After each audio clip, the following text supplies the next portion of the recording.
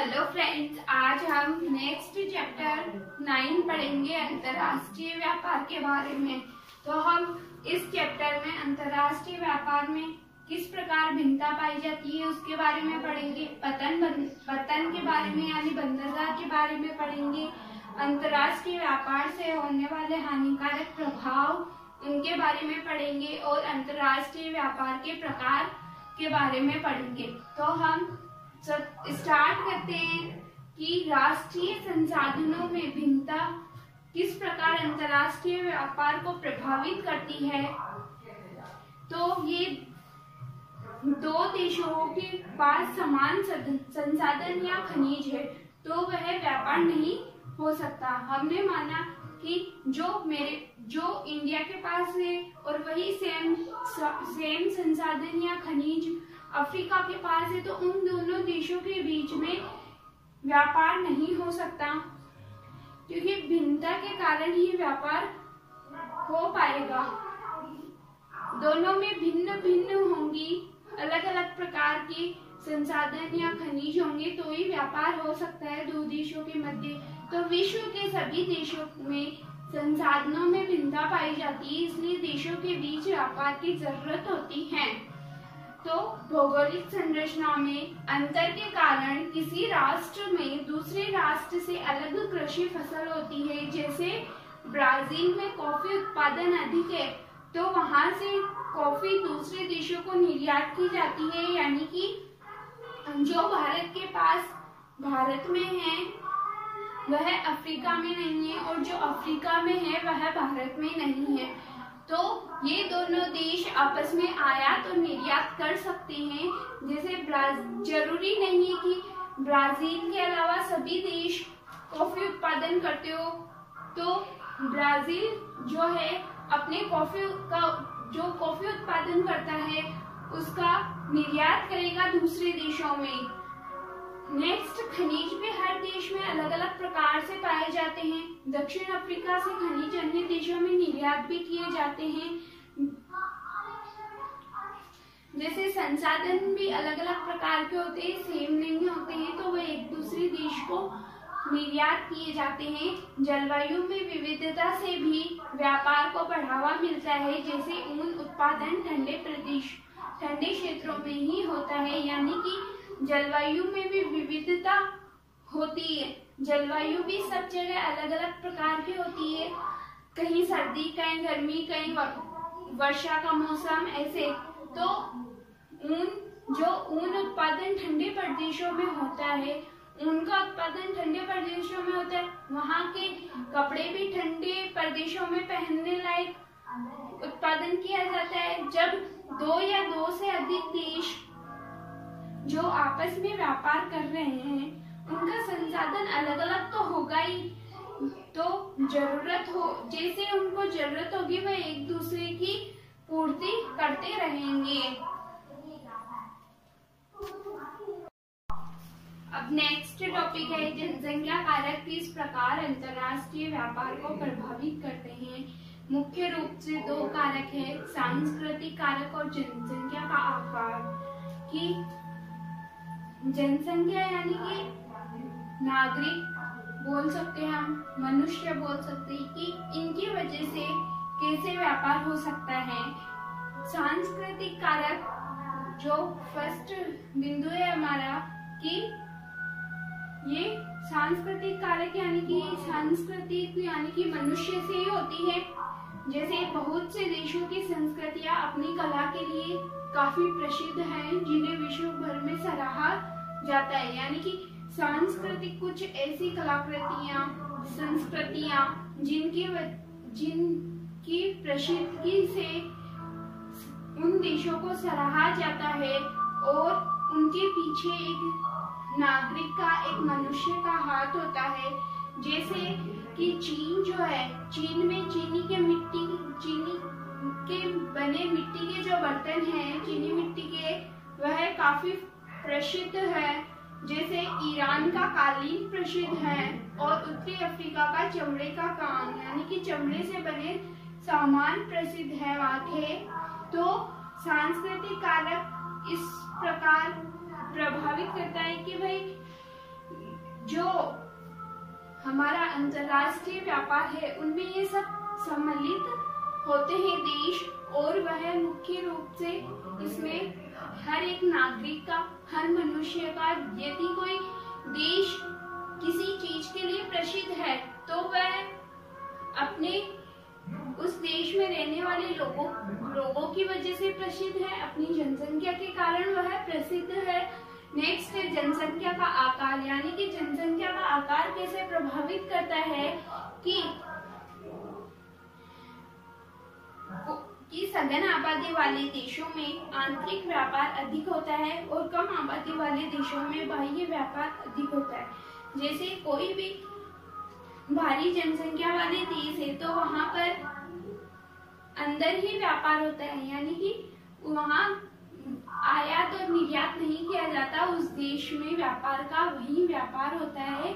इतना व्यापार होता है कि वह उतनी सघन आबादी वाले देश में कुछ कमी नहीं होती, और कम आबादी वाले देशों में बाह्य व्यापार इसलिए होता है क्योंकि खनिज संसाधन अधिक होते हैं, उसके कारण यूज करने वाले कम होते हैं, तो वह बेचे जाते हैं, उनका निर्यात किया जाता है। और शिल्प कला मनुष्य ही करते हैं, तो ही व्यापार होता है, विश्व भर में इनको बेचा जाता है, इसलिए व्यापार होता है। नेक्स्ट टॉपिक है हमारा अंतरराष्ट्रीय व्यापार के महत्वपूर्ण पक्ष की अंतरराष्ट्रीय व्यापार के कौन से महत्वपूर्ण पक्ष है? मुख्य रूप से 4 पक्ष है: व्यापार का परिमाण, व्यापार संयोजन और व्यापार की दिशा एंड व्यापार संतुलन की ये पक्ष है। अब इनको हम डिटेल से पढ़ते हैं। तो हम फर्स्ट जो हमारा पक्ष है व्यापार का परिमाण, इसके बारे में पढ़ते हैं कि व्यापार की गई कुल वस्तुओं का वास्तविक तौल परिमाण कहलाता है। वास्तविक तौल यानी कि नापना या तौलना, जैसे कि व्यापार के लिए जो भी रेडी की गई वस्तुएं हैं उनका रियल जो वेट होता है उसका तौल होता है। तो व्यापार की गई वस्तुओं के कुल मूल्यों को व्यापार का परिमाण कहा जाता है। जो वास्तविक तौल होता है वस्तुओं का उसको व्यापार का परिमाण कहा जाता है। सेकंड है व्यापार संयोजन। पिछले कुछ शताब्दियों से देशों द्वारा आयातित और निर्यातित वस्तुओं में बदलाव हुआ, यानी कि पहले और अभी के समय में बहुत कुछ अलग है व्यापार में। और पहले के समय में केवल कच्चे माल का व्यापार अधिक होता था, यानी कि प्राथमिक उत्पाद अधिक होता था, और अब वर्तमान समय में विनिर्मित वस्तुओं का व्यापार अधिक होता है, जैसे फैक्ट्रियों में बनी पैकिंग चीजों का मैन्युफैक्चरिंग जो वस्तु है उन सब का व्यापार अधिक होता है। थर्ड है पॉइंट व्यापार की दिशा। 20वीं शताब्दी के बाद से विश्व व्यापार में बहुत परिवर्तन हुए हैं या बहुत बदलाव आए हैं। वो कैसे आए कि अपने यूरोप के उपनिवेश अब समाप्त हो गए, यानी कि जो अपने देश को गुलाम बना रखा था यूरोप में वो अब समाप्त हो गया, और सबसे शक्तिशाली देश जो कि यूरोप माना जाता था अब भारत और चीन और अन्य विकासशील देश भी अब व्यापार में बड़े बड़े देशों को टक्कर देने लगे हैं। और पहले विकासशील देशों का कच्चा माल सिर्फ यूरोपीय देशों तक ही जाता था, अब सभी देशों में निर्यात किया जाता है। और फोर्थ जो पक्ष है हमारा व्यापार संतुलन। एक देश दूसरे देश को अपनी वस्तुएं निर्यात करता है तथा कुछ वस्तुएं आयात करता है। इस आयात निर्यात के अंतर को व्यापार संतुलन कहते हैं। यानी कि व्यापार संतुलन यानी कि बैलेंस होना, कोई चीज खरीदनी व बेचते हैं तो उसके बीच जो अंतर होता है उसे ही हम व्यापार संतुलन कहते हैं। तथा ये 2 प्रकार के होते हैं, ऋणात्मक और धनात्मक। ऋणात्मक यानी कि नेगेटिव और धनात्मक यानी कि पॉजिटिव। यानी कि जो बेचते हैं वह बिकता नहीं है और जो खरीदने वाली चीजें हैं वह बहुत महंगी होती है तो उनको ऋणात्मक होता है, तो उसे ऋणात्मक संतुलन कहते हैं। और धनात्मक यानी कि जो हम लेते हैं वो कम पैसों में मिल रहा है और जो हम बेच रहे हैं उससे हमें फायदा भी हो रहा है, तो ये हुआ धनात्मक। नेक्स्ट टॉपिक है अंतर्राष्ट्रीय व्यापार के प्रकार। अंतर्राष्ट्रीय व्यापार के प्रकार मुख्य रूप से दो प्रकार है, द्विपक्षीय और बहुपार्श्विक। द्विपक्षीय यानी कि यह व्यापार दो देशों के द्वारा आपस में किया जाता है।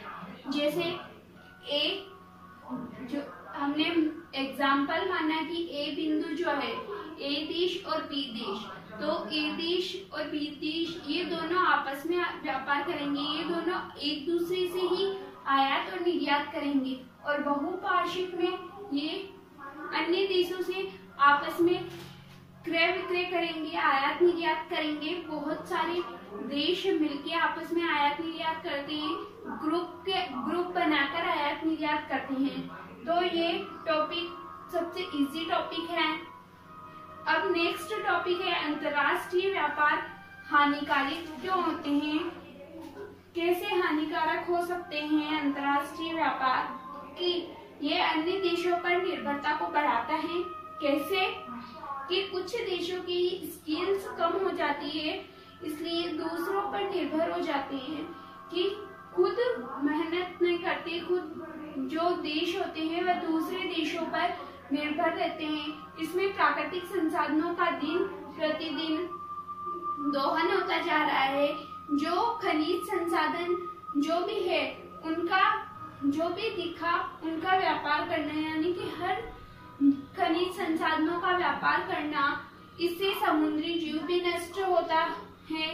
बड़े बड़े जहाजों के समुद्र में चलने से बहुत मछलियां, जीवाणु आदि नष्ट होते हैं, उनको बहुत प्रभाव पड़ता है जो समुद्र में जीव रहते हैं।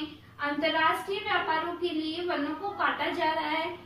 वनों को क्यों काटा जा रहा है, क्योंकि जगह का अभाव होने के कारण जंगल में जाकर जंगलों को साफ करना, पेड़ पौधों को काट देना, साफ करके और वहाँ फैक्ट्रियां लगाई जाती है। इसलिए अंतर्राष्ट्रीय व्यापारों से वनों को काटा जा रहा है और बड़ी बड़ी कंपनियों द्वारा उद्योग लगाए जा रहे हैं, जिनके परिणाम स्वरूप प्रदूषण बढ़ने लगा है।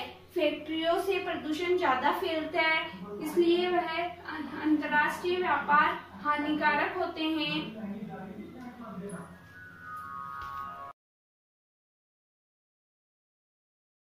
नेक्स्ट टॉपिक है पतन। अंतर्राष्ट्रीय व्यापार के प्रवेश द्वार की बंदरगाह की क्या क्या भूमिका होती है। पतन निम्नलिखित सुविधाएं प्रदान करते हैं।